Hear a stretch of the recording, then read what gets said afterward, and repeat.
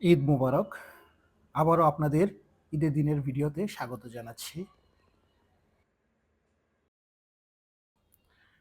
আগের ভিডিওতে আপনারা দেখেছেন আমরা সকাল সকাল নাস্তা শেষ করে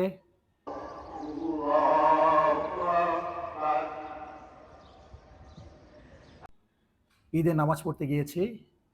ঈদ উল ফিতরের নামাজ শেষ করে আমরা এখন বাসায় চলে এসেছি। এখন আমরা আবার খেতে বসেছি। এখন খাওয়া দাওয়াটা একটু ভারী হবে। ভারী মানে পোলাও, রোস্ট, গরুর মাংস খেতে বসেছি আমরা।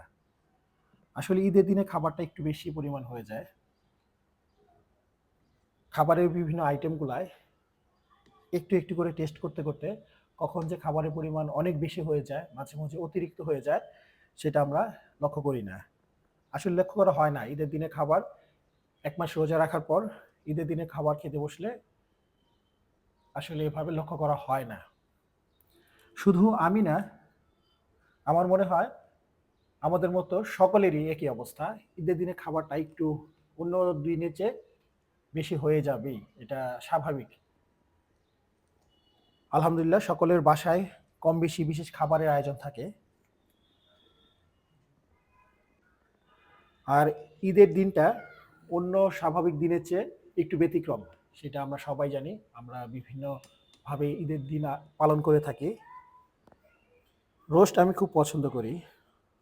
তার সাথে যদি গরম গরম একটু ঝাল ঝাল গরুর মাংস হয়ে থাকে, সেটা হয়ে যায় অন্য লেভেলের স্বাদ। আসলে ঈদের খাবারের গুলোর স্বাদ অন্য লেভেলে হয়। এটা আমরা এক মাস রোজা রেখেছি, এখন ঈদের দিনে আমরা খাবার খেতে বসেছি।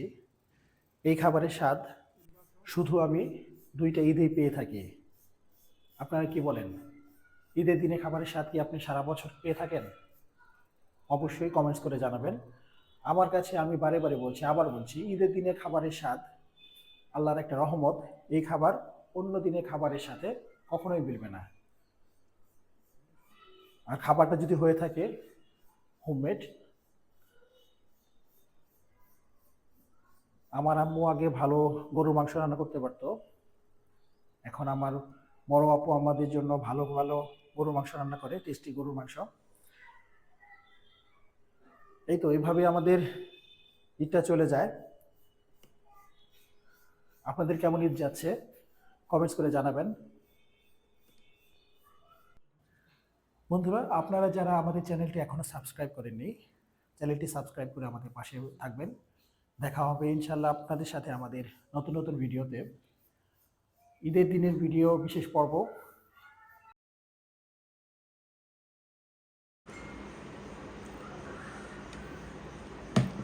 ঈদের মাংস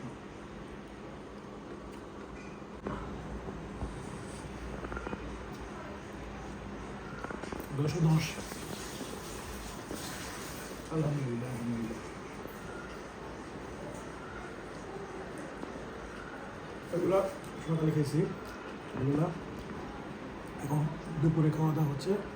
এগুলা এটাই বেস্ট বেস্ট বেস্ট। আলহামদুলিল্লাহ।